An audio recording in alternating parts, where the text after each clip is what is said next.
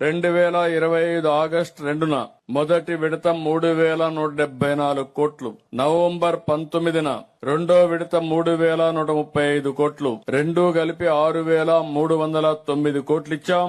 మూడో విడత 2,676 కోట్ల రూపాయలు మీ అకౌంట్ లో వేశాం.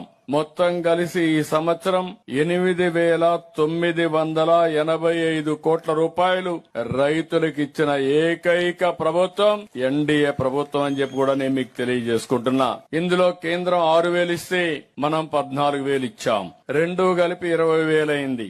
అదే గడిచిన కాలంలో 7,500 రూపాయలు ఇచ్చి మిగిలిన అన్ని కార్యక్రమాలు కూడా ఆ రోజు ఎగ్గొట్టే పరిస్థితికి వచ్చారు.